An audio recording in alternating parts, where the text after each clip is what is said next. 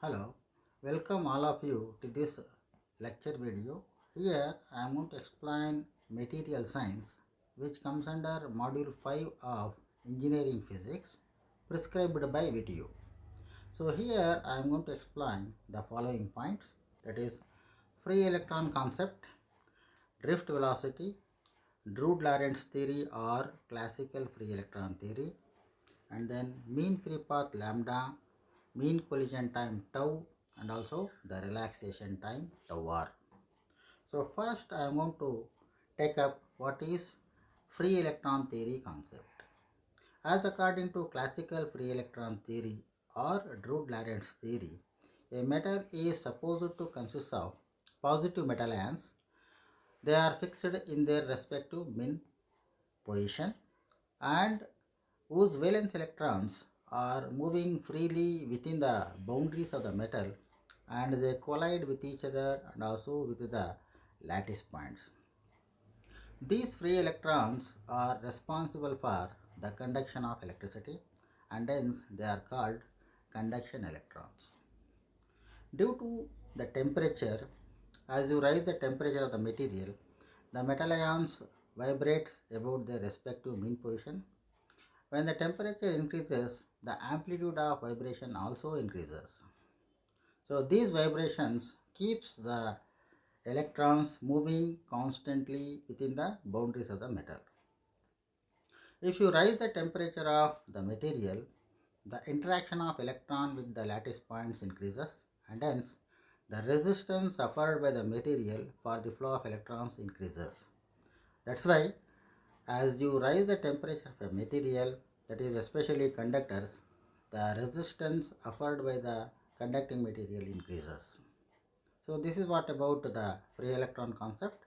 And if you look at the electron movements, they keeps on moving within the boundaries of the metal and collide with each other and also with the lattice points. Based on this, let us concentrate on what is mean free path lambda.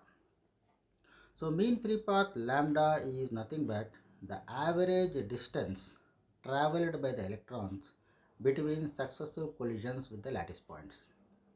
So for example, let us consider the movement of an electron. So between first collision, let lambda 1 be the distance traveled by the electron. For the second collision, let lambda 2 be the distance traveled. Similarly, for the third collision, let lambda 3 be the distance traveled. If we consider n number of collisions, then the value of lambda is given by lambda is equal to lambda 1 plus lambda 2 plus lambda 3 plus up to lambda n divided by n. So that is what the value of lambda. So the average distance traveled by the electron between successive collision with the lattice sites is known as mean free path, denoted by symbol lambda. And similar to this, we can explain what is mean collision time, denoted by symbol tau. So mean collision time is the average time that elapses between successive collisions with the lattice sites.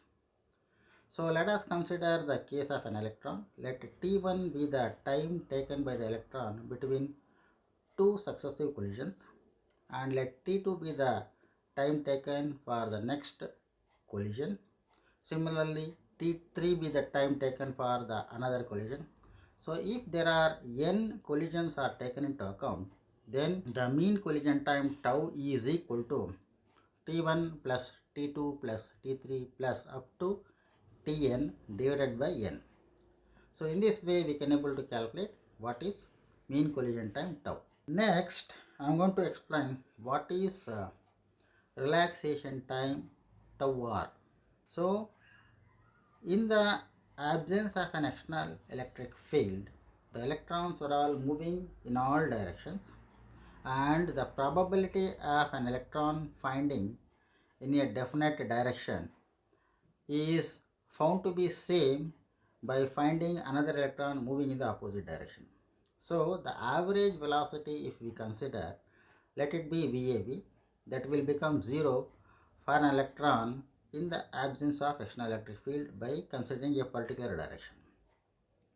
If you apply electric field, by that time all the electrons gets diverted in a direction opposite to the direction of applied field. Let VAV dash be the average velocity of the electrons in a direction opposite to the direction of applied field. So the average velocity VAV is equal to VAV dash in the presence of applied field. Now when the field is switched off or turned off, what happens to the average velocity? So when you remove the applied field, suddenly the average velocity of the electron in a direction opposite to the direction of applied field reduces exponentially and finally reaches zero. So as according to the graph shown here, if we plot a graph of average velocity VAV versus time t, then the average velocity reduces from VAV dash and finally reaches 0 as shown in the graph. And it will be expressed mathematically as VAV is equal to VAV dash into e to the power of minus t by tau r. Here t is the time counted from the instant the field is turned off, and tau r is known as relaxation time. If we equate tau r is equal to t, then the equation takes this format, that is VAV is equal to VAV dash into e to the power of minus 1, or VAV is equal to 1 by e times e to the power of, that is 1 by e times VAV dash. So this is the final format of the equation. So based on this, relaxation time is nothing but time taken by the electrons to reach the directional velocity, which is equal to 1 by e times its value by the time the field is turned off. So this is the way of explaining the relaxation time tau r. Now I am going to explain what is drift velocity. So on the application of external electric field, the electrons moves in a direction opposite to the direction of applied field. This type of motion is known as drift motion, and the velocity acquired by the electrons by that time is known as drift velocity, denoted by symbol Vd. So the drift velocity Vd is given by small e into capital E by m into tau. So E is charge on the electron, capital E is the strength of the applied field, m is mass of the electron, and tau is mean collision time. So this is what the expression for drift velocity. And now I am going to give you the assumptions of classical free electron theory or Drude-Lorentz theory. So there are 4 assumptions. First assumption is, in a metal there is large number of free electrons moving freely within the boundaries of the metal. That is the first assumption. And second assumption is, these free electrons are assumed to behave like gas molecules and also assumed to obey the laws of kinetic theory of gases. So if you consider this concept into account, the mean, that is the mean kinetic energy of an electron, that is given by 3 by 2 kT, where k is Boltzmann constant and T is the temperature. And if we consider a gas molecule of mass m moving with velocity v, the kinetic energy is given by half mv square. So here we can equate 3 by 2 kT is equal to half mv square. And the third assumption is, the electric field produced by ionic cores is assumed to be constant, and it is similar by all the positive metal ions, and it is uniform throughout the body of the metal.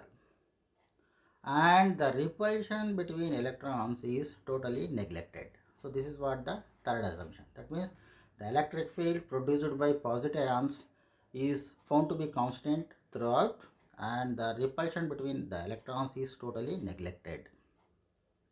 And the fourth assumption is, on the application of external electric field, the electric current in a metal is mainly due to drift motion of electrons. So this is what the fourth assumption. Now I am going to explain what is the failures made by classical free electron theory. Even though classical free electron theory is successful in explaining electrical conductivity, thermal conductivity and other concepts, but it is failed to explain specific heat and temperature dependence of electrical conductivity sigma, and the third one is dependence of electrical conductivity on electron concentration. So these were all the three concepts taken into account in order to identify the failures made by this theory. So now I am going to consider specific heat. Specific heat is denoted by symbol Cv. So specific heat is nothing but the quantity of heat required to rise the temperature of a metal, that is 1 mole of a metal, through 1 degree Kelvin. So specific heat is nothing but quantity of heat required to rise the temperature of 1 mole of a substance through 1 degree Kelvin. So what is 1 mole of a substance? 1 mole can be defined as a substance which contains Avogadro number of atoms. So this is what about specific heat. So as according to classical free electron theory, the specific heat Cv is equal to 3 by 2 times R, where R is gas constant. But experimentally, it is observed that the value of Cv is equal to 10 to the power of minus 4 RT, where R is gas constant, T is the given temperature. So here you are finding failure. Next, the dependence of electrical conductivity on temperature. So as according to classical free electron theory, the value of sigma is proportional to 1 by root T, that is temperature 1 by root T. So as according to experiment, the value of sigma is proportional to 1 by T. So here the theory fails. So initially, as according to classical free electron theory, that is sigma is proportional to 1 by root T, but experimentally it is 1 by T only. And the third concept is dependence of electrical conductivity on electron concentration. So here electron concentration is denoted by symbol N. So it is nothing but the number of free electrons per unit volume of the material. So the electrical conductivity sigma is proportional to N as according to classical free electron theory, but experimentally this equation not valid. So the electrical conductivity is not depends on electron concentration, but some other things are responsible for electrical conductivity of a metal. That's what the concept. So these were all the three failures identified under classical free electron theory. So in the next video, I am going to give you the quantum free electron theory and also how it is successfully explaining the failures of classical free electron theory.